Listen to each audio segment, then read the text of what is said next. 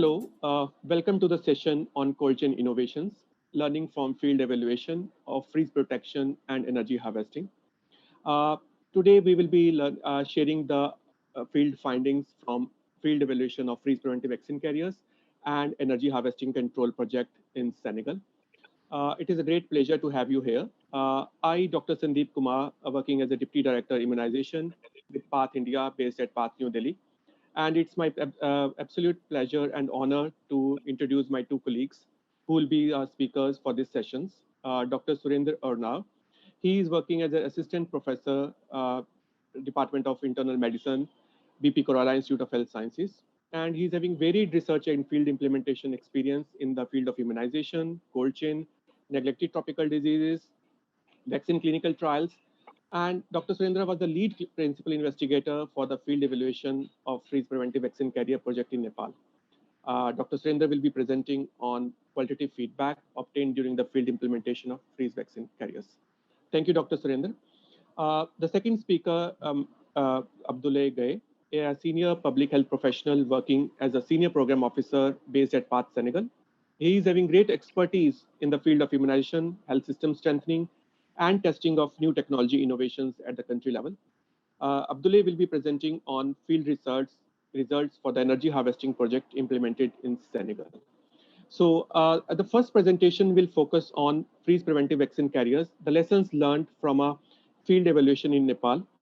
So we will be sharing you the presentations and moving to the next slide.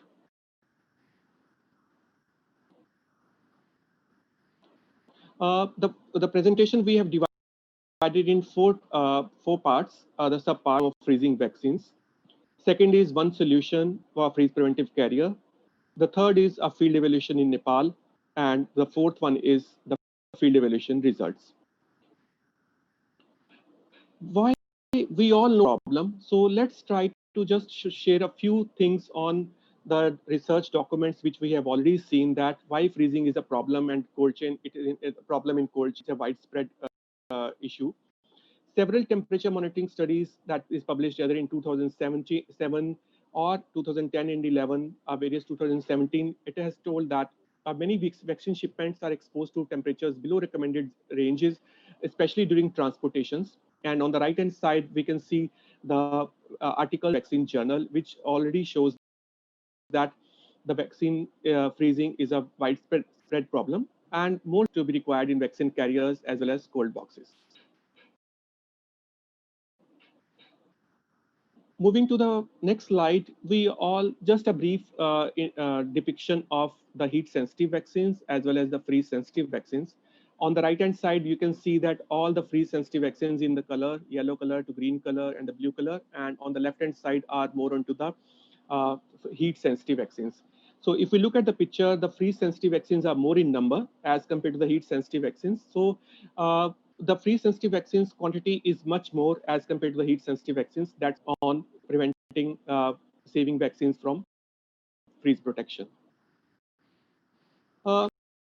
Just are examples of global practices that put to risk of freezing. So there are many reasons in a few pictures. You can see that either we are putting vaccines directly on the ice packs, ice blocks, and the main challenge is, if you can see the picture on the right hand side, conditioning is not done properly.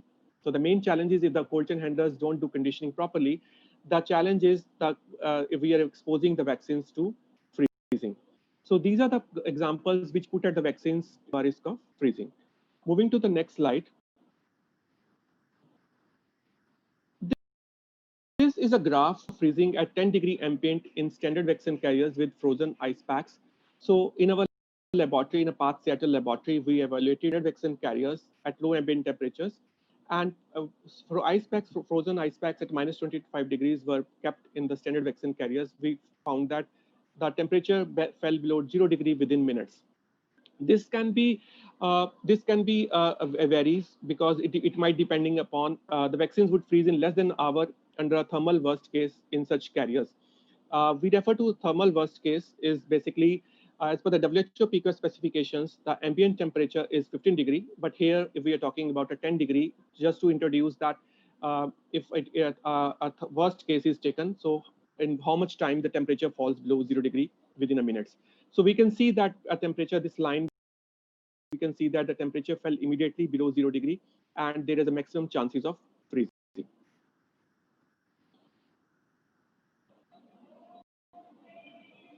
So we have discussed the problem. There are various reasons to that, be it ice packs freezing might be happening due to conditioning not done properly, during transportation, ice packs coming in contact with frozen ice packs coming in contact with the vaccine carriers. But what is the solution and how we are going to manage this challenge? So the challenging, promising solution which we have is basically a development of a freeze-preventive vaccine carrier. How it works, it protects vaccine potency by preventing freezing, simplifies logistics and save health time, and reduces training burden in the long run. In the graphic, you can see that there is a barrier between the ice pack compartment and the vaccine compartment, which protects the vaccines. If a stony hard ice pack is also placed in the vaccine carrier, the vaccine does not come in contact with the ice pack, so there we are reducing the chances of freezing. How it works? How it works? Uh, a, a thin layer of water inside the liner functions as a phase change material. So as the water layer cools, it maintains the temperature inside the vaccine compartment of greater than 0 degree to avoid the risk of. And a layer of foam insulation provides additional protection against freezing. So this is the basic design of freeze preventive vaccine carrier, freeze preventive design carrier.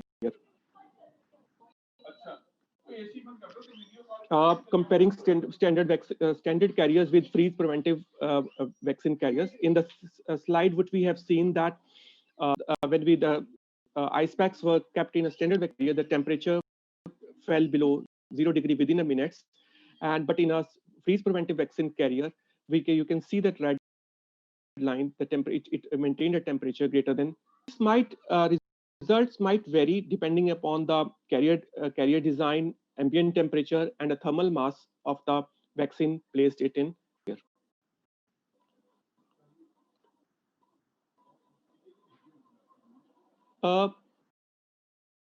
Till date, the WHO BPKIHS has already laid out the guidelines, and 3 to 4 manufacturers has got the WHO BPKIHS pre-qualification for freeze preventive vaccine carriers.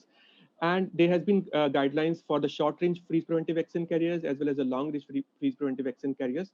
And these are the basic guidelines, a minimum cold life requirement for these freeze preventive carriers. The cool down time must not exceed 8 hours, and fully loaded weight around 8 kgs, and the minimum short-range and long-range vaccine carriers. So this is just a brief. We have discussed about the problem and the solution. So now moving to the field evaluation. I'll request Dr. Surendra to share the results of the field evaluation and the methodology. Thank you, Dr. Sandeep.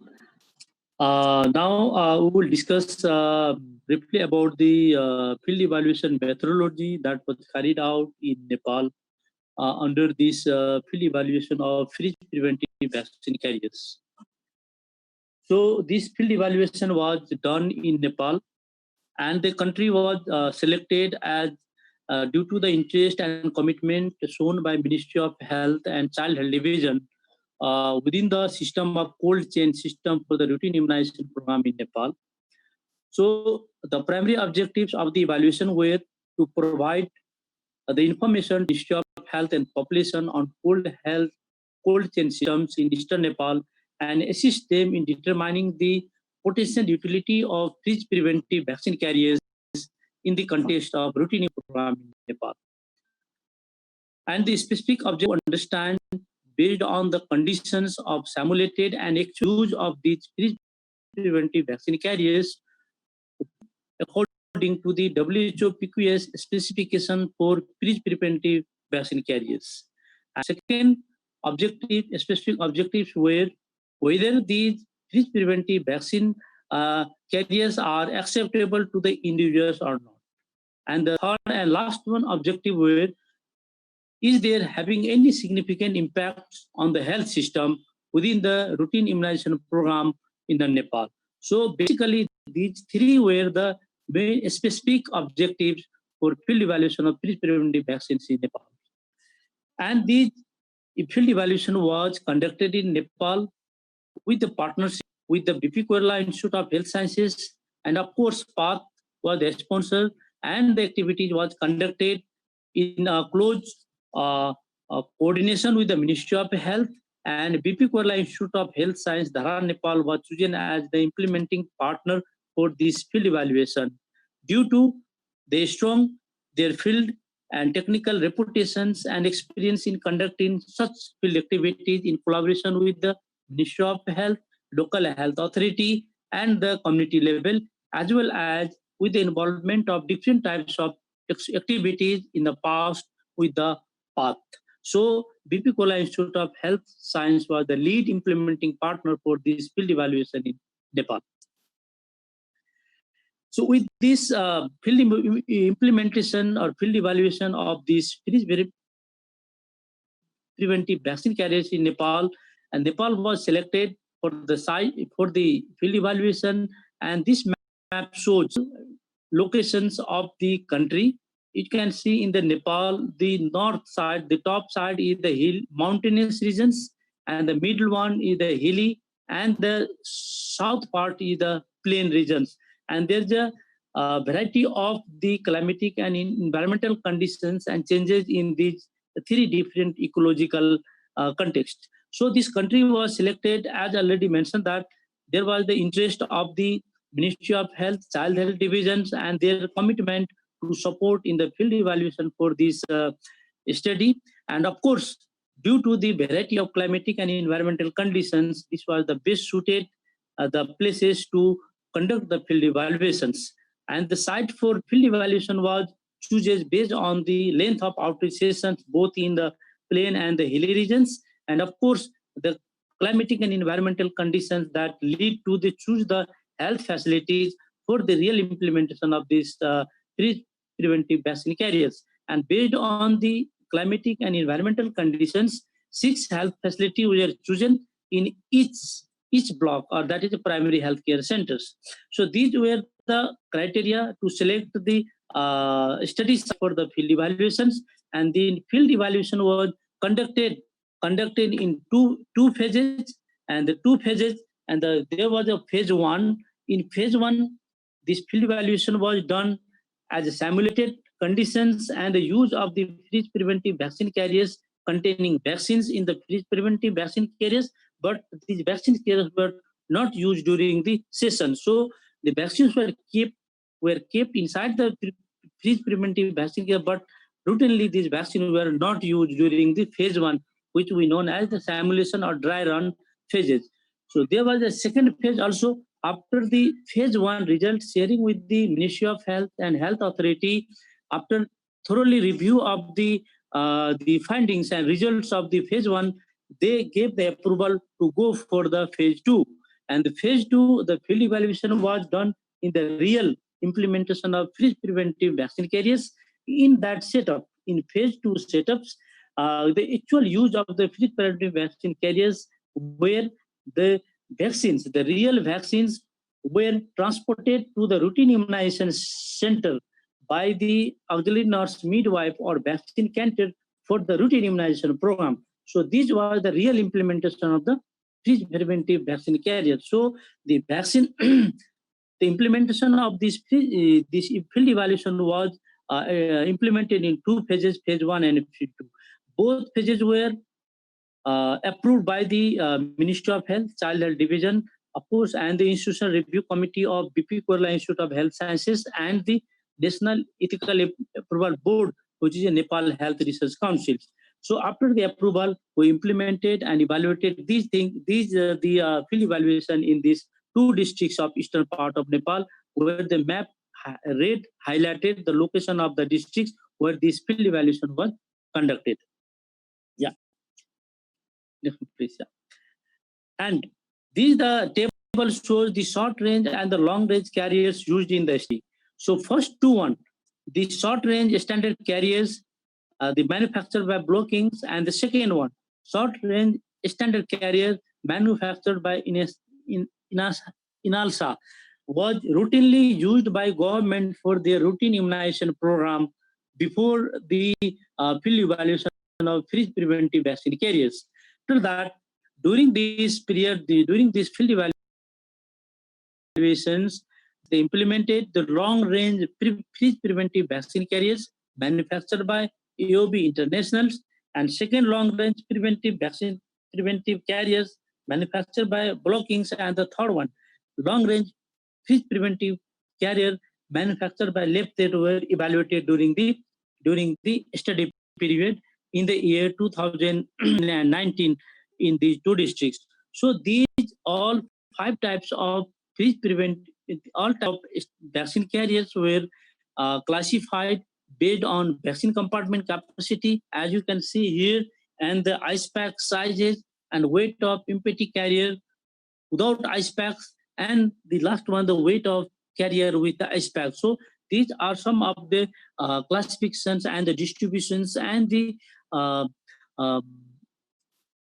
characteristics distributions of these 5 types of carriers used in the field settings while we conduct evaluation in the Sunsari and the Dhankuta districts in eastern Nepal. So I think in the next coming sessions, we will discuss about the results, findings of the field evaluations. I think I will request Dr. Sandeep to go ahead with the findings we obtained during this after the field evaluation of these vaccine carriers. Thank you, Dr. Sandeep. Please. Thank you, Dr. Surendra. Moving ahead, and just to share a slide on to 2018 UNICEF ordering history by vaccine carrier capacity, we can see that the number of freeze-preventive vaccine carriers long-range procured till date, standard carrier long-range and standard carrier short-range, and with the capacity mentioned below. And the data has been aggregated from 18 countries, though the carrier got WHO PKIHS pre-qualified in 2017 and beginning 2018. So this moment is yet to take place. The results from sharing the results from evaluation, how the study was conducted, as Dr. Surendra shared the method, just sharing few results from the field evaluation.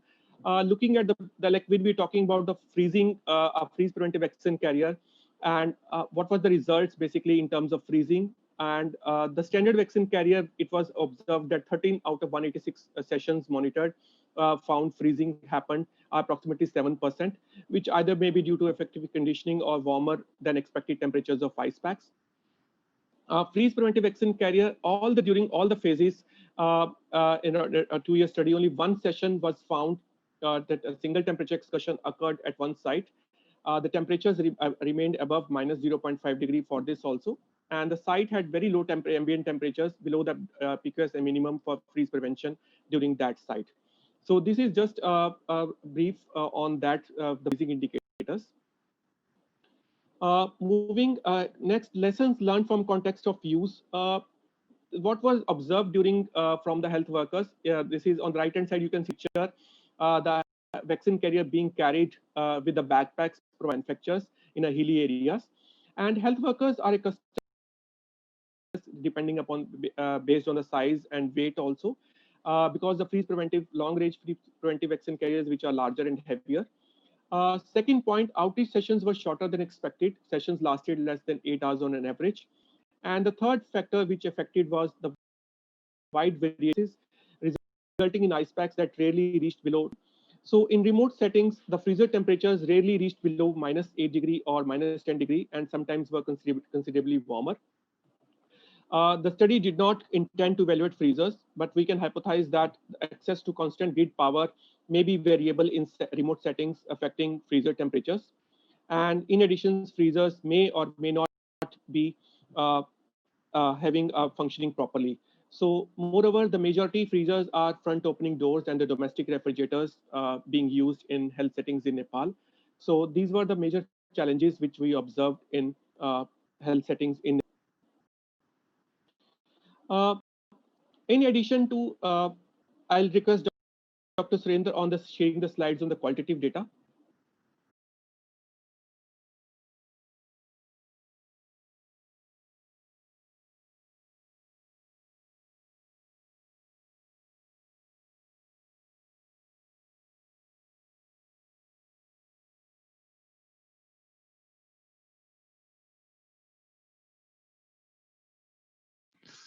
I'm sorry, Dr. Surendra, but you're still muted. Sorry, yeah. Yes, Thank you, okay. Dr. Sandeep. As already shared that we included 6 health care centers in each district. Hence, altogether 24 health posts we included in these field evaluations.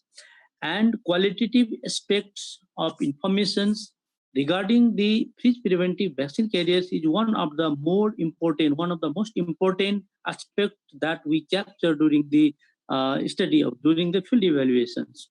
So we conducted a qualitatively joint interview of the vaccinators, auxiliary nurse, midwife, and auxiliary health workers who were directly involved in immunization program, and cold chain handlers and medical officers who are directly and indirectly involved in the immunization program and preventive vaccine carriers.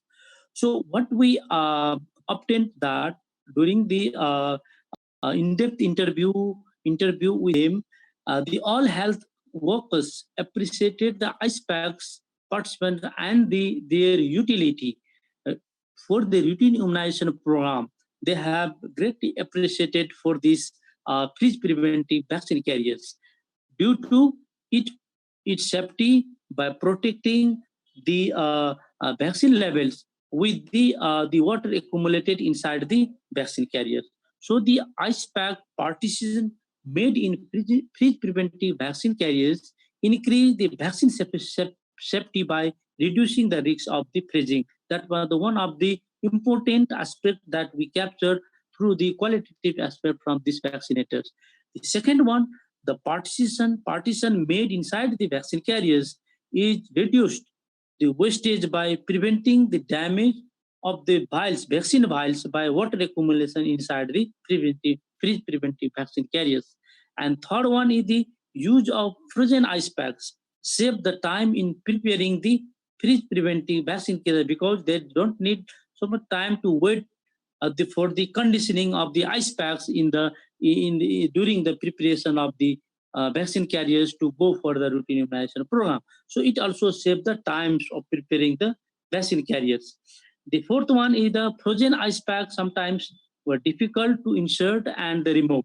Though of course it felt sometimes difficult, but in compare with the benefit with the other like time saving, preventing the damage of the vials and other safety of the vaccines, it was so not so expressed by the healthcare provider regarding the difficulty to insert and remove the ice packs within the freeze-preventing vaccine carriers. And one of the more challenging and the processing issue that raised by the vaccinator in all sites is the weight and the size of the freeze-preventing vaccine carriers. And these two, weight and size of the freeze-preventing vaccine carrier, were the two most pressing issue echoed by almost all the health workers and the health officials in the field settings. As this in the plain air region, the large size of freeze-preventing vaccine made it harder for the health workers to place even in the scooter and the motorbikes to deliver the vaccine to the routine immunization sites. But in the case of hilly regions, there is no facility of the road, so they have to carry these vaccine carriers on their back and to go for the immunization. That's why this takes so heavy for them. So these weight and size were the two processing the issue they raised by almost all the health workers. Thank you, Dr. Sandeep, for the next. Yeah, thank you so much, Dr. Surendra. Just, I think it's moving on. It's 1 second.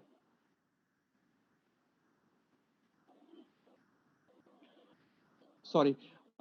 Like there, in addition data, additional costing data was also collected, that how much vaccines, sensitive vaccines go into that. This is just a one vaccine carrier holding 35 vials of vaccine and to immunizing up to 20 children. And if we look at the total value of vaccines for 2020 prices is $185, and of which 90% is free sensitive vaccine. Average value of vaccines carried to each session was approximately 97 USD, and 72% of this was free sensitive vaccines, so that we can say that approximately 70 USD was free sensitive vaccines. Then there is sharing some data on this is a slide on the mean kinetic temperatures. So the temperatures were warmer in the freeze preventive vaccine carriers. And it simulates the effect of temperature variation over a period of time in degradations. And these first three are basically the plain areas, and the last two are the hilly district areas. And it is a comparison between both standard and the freeze preventive vaccine carrier data. Uh, Moving to the next slide. This slide shows the 3 outreach sessions during over 3 period days. It shows the typical performance of freeze preventive vaccine carriers and standard vaccine carriers over the course of 3 separate outreach sessions. And there's a dip in the graph represents the start of the vaccine compartment cooling down after the ice packs are placed in the carrier, and time of dips taken to calculate the session start time. And the dip for time was taken to start, like we calculated the session start timing, and end timing was basically a logbook was being maintained by the health worker and the block monitor. So we used to take it when the session started and ended to take the start time and the end timings. Moving to the next slide, the cooldown rates of a standard and freeze preventive vaccine carriers. So it also shows the cooldown pattern, show the effect of freeze preventive vaccine carrier barrier mechanism that is intended to slow down the rapid rate in temperature experienced by the standard carrier as soon as the ice packs are introduced. So it is at that point the freezing most often occurs. If we look at that ice packs placed in the carriers, cooldown time for standard vaccine carrier is almost 0.3 hours of an hour of a rate of about 30 Celsius per hour. And for the freeze preventive vaccine carrier, it ranged from 2 hours to 4.5 hours, and at the rate of 2.58 degrees Celsius per hour.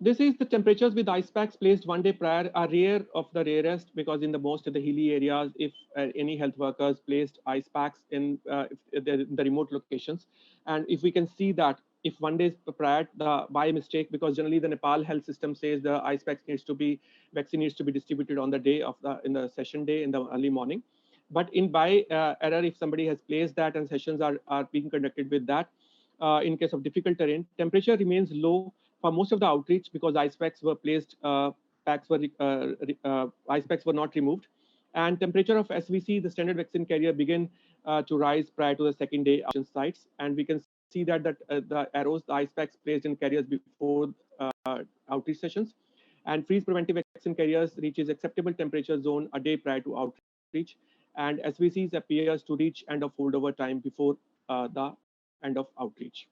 That's why the challenge is how the freeze preventive vaccine carriers and are of help in saving the preventing the freezing.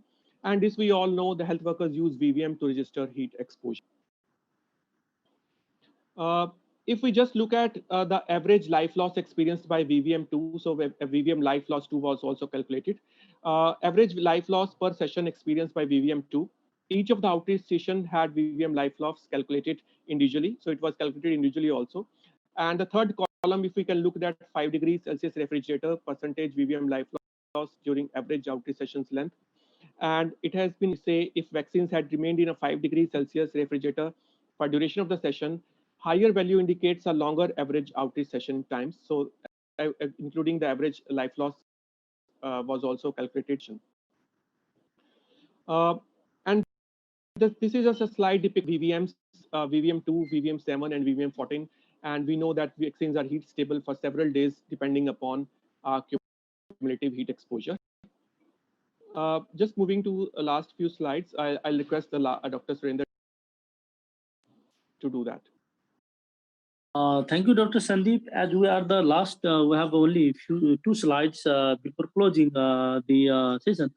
So this figure shows that we have also monitored the standard vaccine carriers with the electronic temperature monitors, and of course there is already inbuilt heat exposures indicators by vaccine vial monitors. If we combine both standard vaccine carriers with the vaccine vial monitors, what we result that this only protects against the heat exposure, because vaccine vial monitors in the exposure against the heat, but this is not suitable for the exposure with the freezing or the cold. So this only indicates the heat.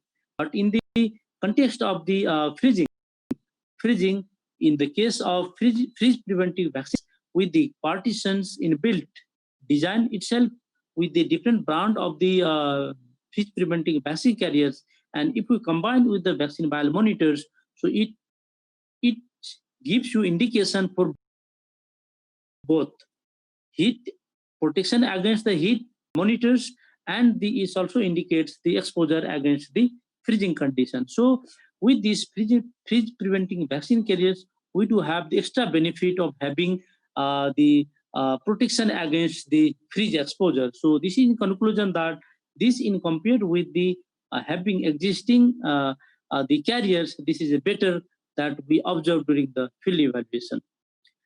I think this is the end of the these sessions. I will say the session to Dr. Sandeep for the further discussion. Thank you so much, and thank you for again.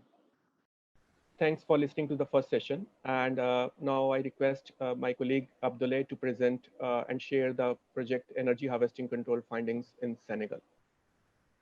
Abdoulaye. Merci beaucoup, Dr. Sandeep. Maintenant, je vais vous présenter l'évaluation du projet Energy Harvesting Control, EHC, qui a été mené au Sénégal. Ma présentation va s'articuler autour de 5 points. Le premier concerne comprendre l'énergie Harvesting Control, EHC. Le second point, donc, va décrire les besoins auxquels répondent les EHC. Le troisième va parler de l'évaluation sur le terrain de ce projet au Sénégal. Le quatrième concerne les résultats qui ont été obtenus. Et en cinquième point, nous allons vous parler des discussions qui ont eu lieu entre PAF et les agents de santé sur le terrain.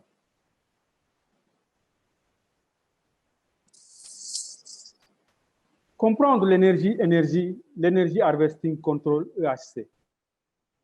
Ce qui se faisait d'habitude au niveau des postes centres de santé qui fonctionnent avec des appareils SDD était qu'en fait, le panneau solaire était toujours branché au réfrigérateur directement. Et dans ce cas, il y avait des surplus d'énergie qui n'étaient pas utilisés, ce qui engendrait donc des pertes d'énergie considérables. La consommation d'énergie des réfrigérateurs SDD qui a été mesurée en laboratoire et qui est montrée ici dans ce figure, dans ce schéma au niveau de la zone jaune, et comparée à l'énergie solaire incidente quotidienne qui a été modélisée, c'est la zone bleue, pour une batterie de 450 watts. Et vous voyez donc la différence entre les deux niveaux de consommation, et vous voyez l'énergie qui est perdue donc, dans ce cas de figure. Les EHC, Energy Harvesting Control, peuvent utiliser le surplus d'énergie que je vous ai montré tout à l'heure pour assurer aussi bien la bonne conservation des vaccins et aussi permettre l'utilisation d'autres appareils au niveau du poste de santé, du centre de santé. Et ces appareils peuvent concerner, dans l'exemple 1, comme vous le voyez, donc le branchement direct du téléphone au niveau du réfrigérateur ou du ventilateur au niveau du réfrigérateur. C'est en fait ce qu'on appelle le système basique du EHC intégré. Et dans l'exemple 2, nous avons entre le réfrigérateur et les appareils qui sont branchés, donc ce qu'on appelle un health center kit, donc un kit de centre de santé qui joue le relais, donc la distribution de cette énergie provenant des panneaux solaires et alimentant le réfrigérateur. Et les appareils, dans ce cas de figure, sont branchés au niveau de ce kit de centre de santé. Et nous pouvons brancher des appareils tels que les téléphones portables, tels que les chargeurs de batterie, tels que les ventilateurs ou bien des lampes. Dans le troisième cas, le kit est personnalisé donc, par rapport aux besoins de la structure de santé. Et ici, en fait, vous voyez en fait que entre le réfrigérateur et les prises de sortie de courant, nous avons donc une batterie et un inverteur. Nous allons maintenant comparer ces trois types de systèmes EHC que je viens de vous montrer dans la slide précédente. Pour le système basique, vous pouvez voir les types d'appareils qu'on peut brancher. Et ces types d'appareils concernent donc des téléphones portables et d'autres appareils simples qui sont fournis par l'utilisateur. Pour le kit, nous pouvons y brancher donc des téléphones et d'autres appareils simples fournis par l'utilisateur et aussi des appareils qui sont fournis par le fabricant. Pour le système personnalisé, on peut utiliser des lampes qui sont installées donc dans la structure. On peut avoir des prises de courant et d'autres infrastructures qui sont intégrées. Pour le premier cas basique, donc l'énergie récoltée est d'environ inférieure à 50 Wh/jour. Pour le kit, elle est d'environ un tout petit peu inférieur à 500 Wh par jour. Et maintenant, pour le système personnalisé, on peut avoir donc, on peut récolter donc une quantité d'énergie donc d'environ 1000 Wh par jour. Pour le coût initial et la complexité par rapport à l'installation, pour le système basique, donc c'est plus bas. Pour le kit, donc c'est moyen.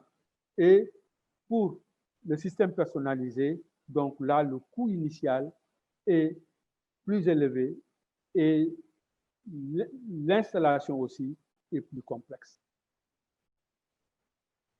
Au niveau de la dernière colonne, vous voyez en fait la demande en évaluation du site.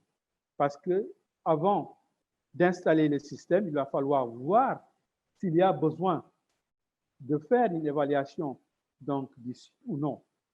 Pour le système basique, il n'y a pas besoin. Pour le kit, on peut soit évaluer le site ou bien ne pas le faire.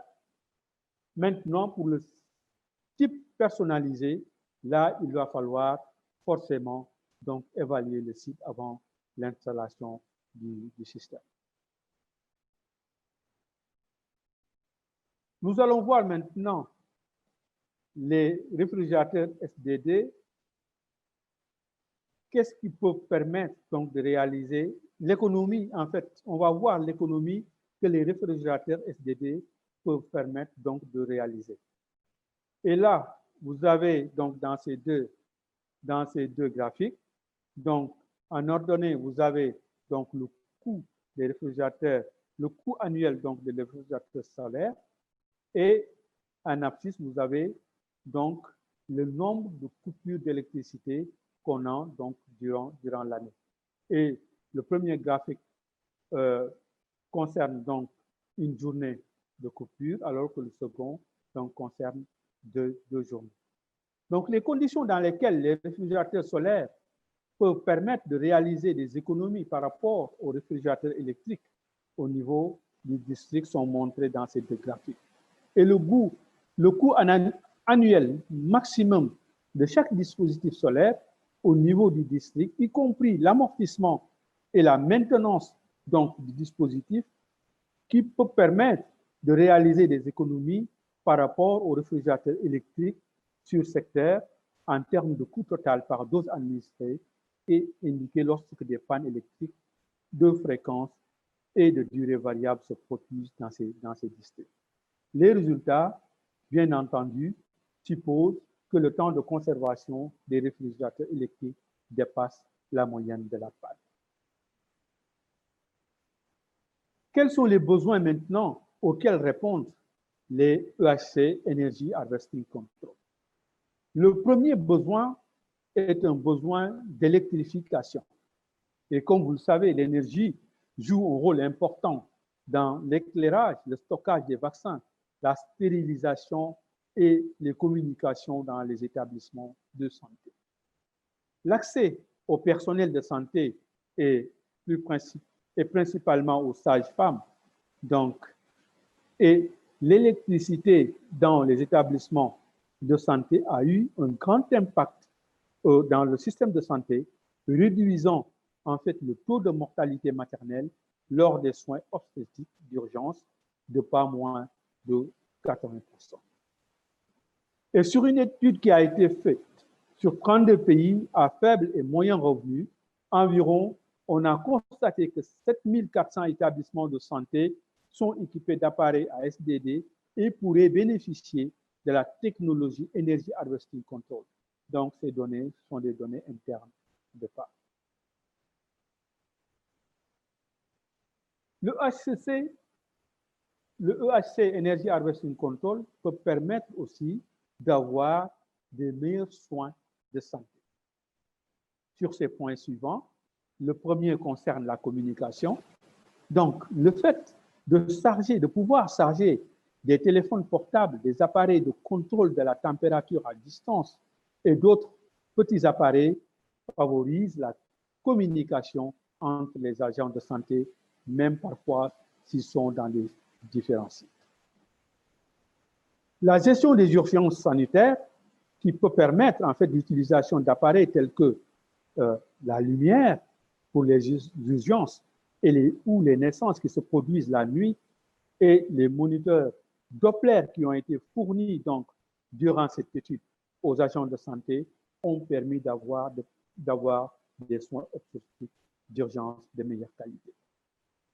L'accès aux soins de santé, la diminution du temps passé par les travailleurs de la santé en dehors des établissements de santé pour recharger leurs appareils de téléphone a été constatée donc lors de cette étude. Donc, ce qui se passait, c'est qu'au niveau des zones où il n'y avait pas l'électricité, l'agent de santé pouvait sortir pendant des minutes, voire des heures, juste pour avoir la possibilité de recharger son téléphone portable. Maintenant, avec ce système Harvesting Control, donc l'infirmier chef de poste ou la sage-femme passe plus de temps dans son poste de santé afin de s'occuper donc de ses patients. Le dernier point est la qualité du service. Le EHC peut permettre un éclairage dans le site et l'utilisation de ventilateurs de base qui peuvent contribuer à renforcer la confiance des patients qui viennent visiter donc la structure et aussi améliorer la perception de la fiabilité et de la qualité de ce système, de leur système de santé. Nous allons maintenant voir donc les résultats donc, de l'évaluation sur le terrain de ce projet EHC qui a été mené au Sénégal. Et les travaux ont été menés dans les régions centre-ouest du Sénégal et principalement à Thiès et à Kaolack. Les appareils qui ont été fournis au niveau des sites tests concernent donc des ventilateurs, des powerbanks pour recharger les téléphones portables, des lampes frontales, des lampes mobiles, des Doppler fœtales, des otoscopes et des chargeurs de batterie, donc pour permettre aux agents de santé donc d'utiliser ces appareils dans leur site.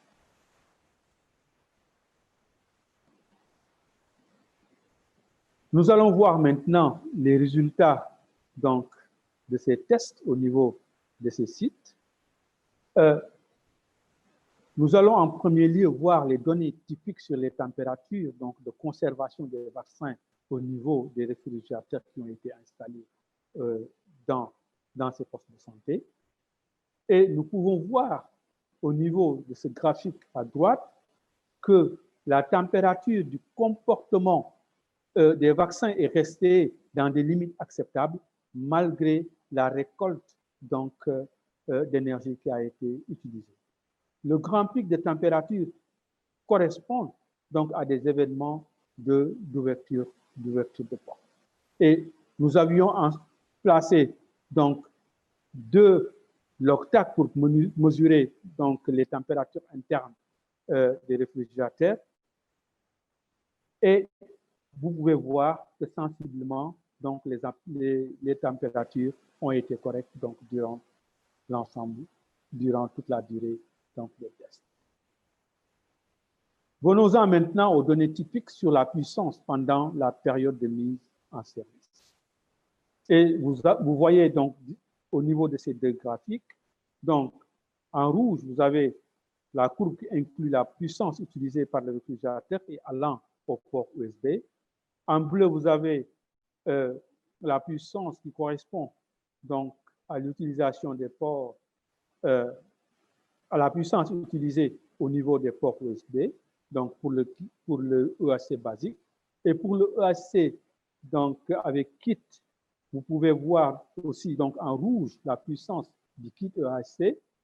La courbe bleue correspond à la puissance des réfrigérateurs et la zone entre la courbe bleue et la courbe rouge correspond à l'énergie fournie aux composants du EHC, c'est-à-dire à l'énergie qui a été récupérée afin donc de permettre le fonctionnement des appareils que je vous ai montrés tout à l'heure, qui concernent des ventilateurs, des lampes mobiles et des powerbanks.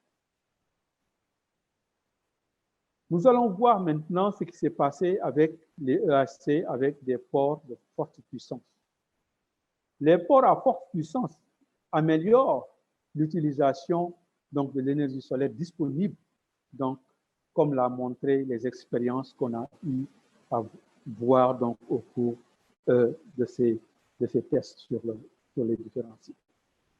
À gauche, vous pouvez voir le EHC sans port de forte puissance et à droite, le EHC avec port de puissance, avec port de forte puissance. Et à gauche, au niveau du EHC sans port de forte puissance, la courbe rouge indique la puissance utilisée par le réfrigérateur allant au port USB. La courbe bleue correspond à la puissance utilisée par les ports USB. Donc ça, c'est en ce qui concerne le port de forte puissance. Et à droite, avec le port EHC de forte puissance, donc à droite, vous avez, donc à gauche, c'est en fait de faible puissance et à droite de forte puissance. La courbe rouge indique la puissance utilisée par les réfrigérateurs et les ports d'alimentation EHC. Et la courbe bleue correspond à la puissance utilisée par les ports d'alimentation EHC. Donc, au terme de ces tests, nous avons eu à effectuer des interviews donc, au niveau des différents sites. Et donc, ces données sont des données qualitatives que nous avons recueillies donc, au cours de ces discussions avec les agents de santé qui opéraient dans ces sites. Et nous avons recueilli quelques assertions ici, donc au niveau de ces sites, juste pour montrer donc, la satisfaction que les infirmiers chefs de poste et les sages-femmes et aussi les agents de santé donc, communautaires ont eu à exprimer à la fin donc, de ces tests donc, sur ces différents sites. Au niveau du premier poste de santé, l'infirmier poste de l'ICP disait « Aujourd'hui, les agents de santé s'éclairent la nuit lorsque les femmes accouchent ou en cas d'urgence, au lieu d'utiliser des bougies, la lumière des téléphones portables ou des lampes de poche. Donc, au niveau de ce même site, un autre agent de santé disait, le EHC a permis d'améliorer les services de vaccination, les services de nuit et la détection de la souffrance fœtale. Au niveau du poste numéro 2, l'ICP disait, grâce au projet EHC, nous disposons désormais de matériel médical pour mieux diagnostiquer nos patients, en particulier les femmes enceintes, avec l'utilisation des Doppler et otoscopes. Et un autre agent de santé dans ce poste disait, je ne vais plus ailleurs pour recharger mon téléphone portable.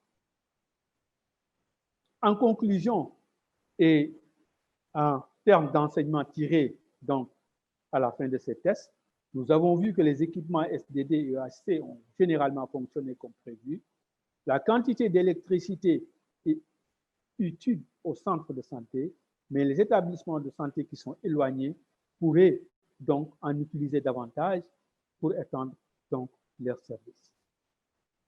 Nous avons aussi constaté que les données de température des réfrigérateurs de vaccins étaient acceptables et aucune fonction des réfrigérateurs n'a été compromise par l'inclusion des EHC. Les gains d'efficacité et de temps peuvent augmenter la disponibilité des agents de santé pour la prestation de services de santé ou améliorer l'équilibre entre la vie professionnelle et la vie privée donc de ces agents de santé. Les résultats n'ont pas été concluants dans une certaine mesure, donc en termes donc parce qu'en fait la taille de l'échantillon donc de l'étude était très limite. En dernier point, nous avons vu que les prestataires de services doivent être hautement qualifiés donc pour prendre en charge donc la maintenance parfois donc de ces appareils. Donc les travaux en cours et le suivi de projet donc concernent le dernier point. Donc l'étude a révélé donc des défaillances de l'équipement des EHC dans certains sites, mais elles n'ont pas compromis la performance donc les performances des réfrigérateurs, ce qui était une condition essentielle pour que les EHC donc soient utilisés donc dans ces sites. Juste pour dire que parfois il peut arriver que le EHC tombe en panne, mais que le réfrigérateur continue à fonctionner donc normalement. Nous continuons le suivi avec les fabricants donc afin de diagnostiquer la cause première de ces défaillances. Dans le cadre du groupe de travail BPKIHS, nous continuons à suivre les problèmes de qualité et leurs implications. Cela a mis en évidence la nécessité et l'utilité de l'exigence du BPKIHS d'effectuer des essais sur le terrain, en plus des tests de vérification des performances en laboratoire, et ces essais révèlent souvent des problèmes d'équipement. Comme de nombreux appareils peuvent être chargés donc, par les EHC, une formation sur ces appareils peut être nécessaire. Donc, donnons juste un exemple. Dans un site, lors donc, de ces tests, une infirmière chef de poste disait en fait qu'elle a dû donc recevoir une formation supplémentaire donc, dans un autre site par un gynécologue pour pouvoir utiliser le Doppler total. Donc, des techniciens aussi de services qualifiés sont un facteur important pour la réparation de tout problème donc, lié aux appareils au cours donc, de leur fonctionnement. Voilà ce que je voulais présenter avec vous. Merci d'avoir participé à cette session.